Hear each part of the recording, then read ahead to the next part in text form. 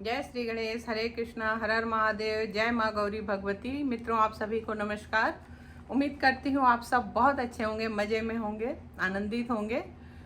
आज अंतर यात्रा की यात्रा पर हम लोग चलेंगे हरियाली तीज को लेकर कि हरियाली तीज हमारे यहाँ क्यों मनाई जाती है। तो सबसे पहले तो ये हरियाली तीज हमारे उत्तर भारत में बहुत धूमधाम से मनाई जाती है और हमारे उत्तर भारत में जो भी हमारे उत्तर प्रदेश में या जो भी हमारे कुछ लगे हुए जो क्षेत्र हैं उनमें मनाई जाती है। इसको क्यों मनाया जाता है? क्योंकि इस दिन हमारे जो बहनें हैं वो बहुत धूमधाम से, बहुत श्रद्धा भावना से माँ गौरी का, भोले शंकर की पूजा अर्चना करती हैं, इस व्रत को रखती हैं, श्री गणेश की पूजा करती हैं। तो आज हम लोग इस अंतर यात्रा पर इसमें आगे बढ़ते हैं। हरियाली तीज का शास्त्रों में वर्णन है कि माँ पार्वती ने 107 जन्म लिए, लेकिन वो भगवान महादेव को पा नहीं सकी। 108वां जो जन्म था वो माँ पार्वती का था। कहीं कहीं जिक्र यह भी मिलता है कि 8वां जन्म था। हम इस पे नहीं जाना चाहते कि 108वां जन्म था या 8वां जन्म था, लेकिन ऐसा हम जरूर मानते हैं कि 7 जन्मों में या 107 जन्मों में माँ पार्वती पूरी तरह से भगवान महादेव को नहीं पा सकी और पूर्ण प्राप्ति के लिए उनको 108वां या 8वां जन्म लेना पड़ा। लेकिन ये जो उन्होंने पूर्ण रूप से महादेव को पाया वो स्वयं शक्ति थी, स्वयं वो माँ गौरी थी, माँ भगवती थी, आदि शक्ति थी। फिर भी उनको क्यों इतना संघर्ष करना पड़ा, क्यों इतना तप करना पड़ा?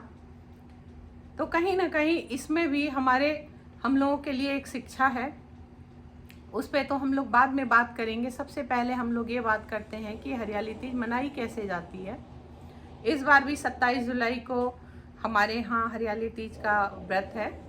इस दिन हमारी जो भी बहनें हैं वो निरज्जल व्रत करती हैं। जो कुंवारी कन्याएं हैं जिनकी शादी नहीं होती है, ऐसी मान्यता है कि अगर वो भी व्रत रखें तो उनको बहुत जल्दी उनकी शादी तय हो जाती है, बहुत अच्छा वर मिलता है। तो इस व्रत को ये सब बहुत धूमधाम से करती हैं और उस दिन रात में भगवान श्री गणेश की, माँ गौरी की, शिव जी की पूजा करती हैं, अर्चना करती हैं, बहुत आनंदित होती हैं। पहले के ज़मानों में गांव में इस व्रत को करने के लिए सावन में झूला लगता था।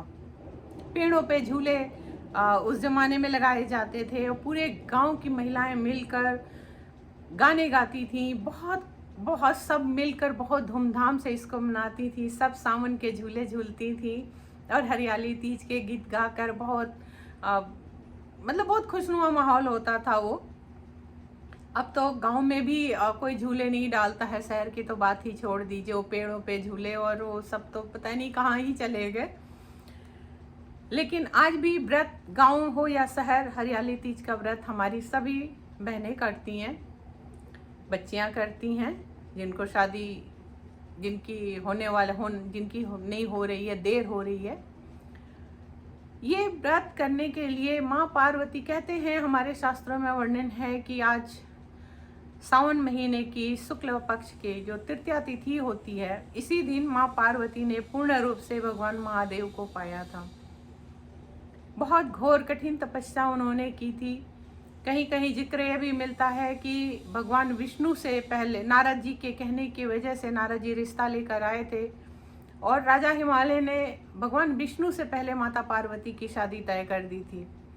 लेकिन माँ पार्वती को जैसे ही पता चला तो उन्होंने सोचा कि ये कैसे हो सकता है। क्योंकि उन्होंने तो जन्मों जन्मों के लिए महादेव की ही कल्पना की थी, महादेव को ही पाने की ख्वाहिश रखी थी।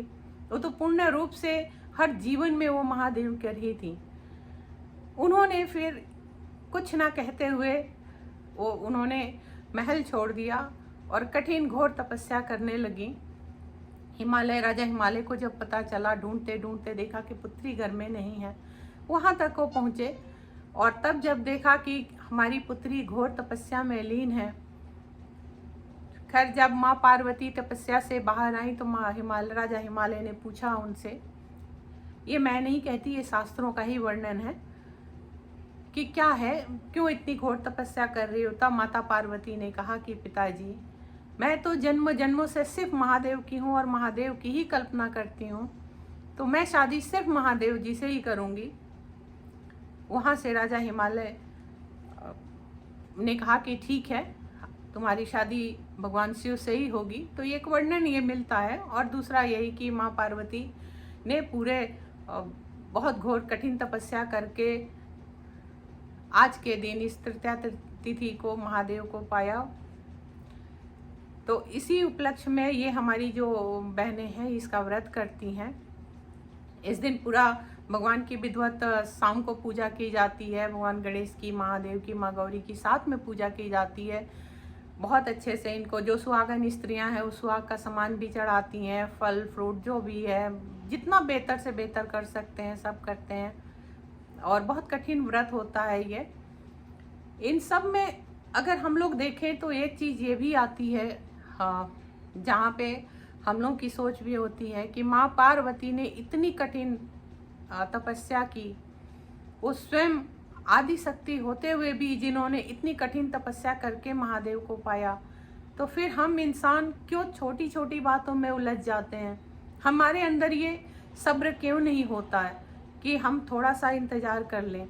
तो कहीं ना कहीं ये व्रत हमको ये भी सीख देता है कि हमें बहुत जल्दी उलझना नहीं चाहिए, हारना नहीं चाहिए, हार कर टूटना नहीं चाहिए, टूट कर बिखरना नहीं चाहिए। हमें अपने आप को, हम जिन भी परिस्थितियों में रहें, हमें अपने आप को संभालना चाहिए, खुश रहना चाहिए, क्योंकि निश्चित तौर पे आज नहीं तो कल आपकी इच्छाएं जरूर पूर्ण होगी। वो इच्छा कोई भी हो सकती है। आप जिस चीज़ की कल्पना करते हैं, आप सब्र के साथ आप प्रयत्न करते रहिए, आप संघर्ष करते रहिए, संघर्षों से घबराइए नहीं। वो जिस रूप में आपको फल प्राप्ति लिखी होगी उसी रूप में होगी और निश्चित तौर पे होगी, क्योंकि हमारा शास्त्र गलत नहीं है। हमारे जो भी शास्त्रों में लिखा है वो 100% सही है। हमें उसका ध्यान रखना चाहिए, उसको फॉलो करना चाहिए। तो माँ पार्वती ये भी शिक्षा देती हैं कि यदि मैं देवी होकर 108 या 8 जन्म तक संघर्ष कर सकती हूँ, तब कर सकती हूँ, तो तुम मनुष्य क्यों नहीं कर सकते? हम मनुष्यों के लिए एक शिक्षा है। इसी के साथ मैं आप सभी से अनुरोध करूंगी कि हमारे जो भी चैनल पे आपने अभी तक सराहा है, जो भी लाइक्स कमेंट्स किए हैं, सब्सक्राइब किए हैं, उसके लिए बहुत बहुत धन्यवाद आप लोगों का। आगे भी उम्मीद करती हूँ मैं नई नई जानकारियाँ लेकर आप लोगों के सामने आऊँगी। जो कुछ भी अपने विचार रखने हैं मैं निश्चित तौर पे आप लोगों के सामने रखूँगी, बेझिझक रखूँगी। तो आप सब मेरे पेज को लाइक करिए, सब्सक्राइब करिए, बेल बटन जरूर दबाइए, शेयर कीजिए। आज के लिए बस इतना ही। आप सभी को हरे कृष्णा, जय श्री गणेश।